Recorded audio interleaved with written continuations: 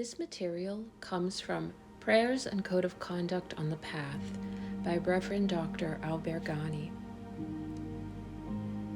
The false self, also called the mask, also called the deified self. The deified self is an imitation of the divine self, of the higher self. We have many deified selves, depending on the situation. Since it is an imitation of the divine self, it would seem that it would be closer to the divine self rather than to the distorted self, to the lower self. Nothing could be further from the truth. The deified self, the mask, is further removed from the higher self than from the lower self. A straightforward harmfulness is much more easily healed than is a harmfulness that hides behind a pretense or an avoidance.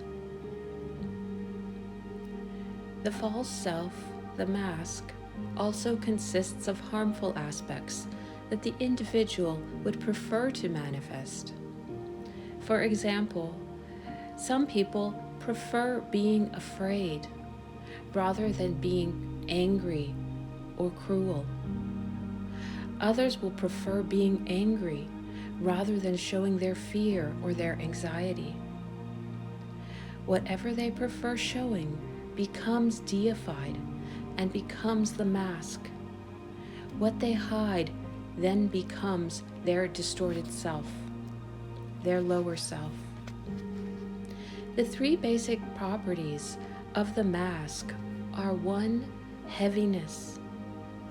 For example, if you feel that someone is loving you too much, complimenting you too much, or being too heavily good, this is a sign of falsehood and therefore of the mask. Behind the false self usually hides the exact opposite of what is being portrayed. The heavy goodness hides a terrible badness that is not being revealed. The heavy love hides a considerable amount of hostility, which is covered up by shame, etc. The second feature of the false self is sickly sweetness. It is as if someone has tried to hide a bad smell with heavy perfume. You don't trust it.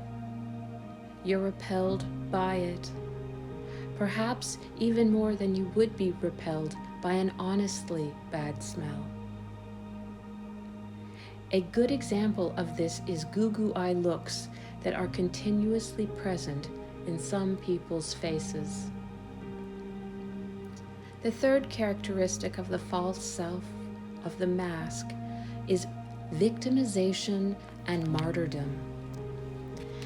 Any victimization, self-pity, or sense of martyrdom indicates the presence of the false self. Indeed, behind every one of those is a harmful volition that does not take responsibility for some harmful aspect about which we feel guilty. If you'd like to read more, you can check out our website, churchofthepath.org. This book, The Prayers and Code of Conduct on the Path, is available there.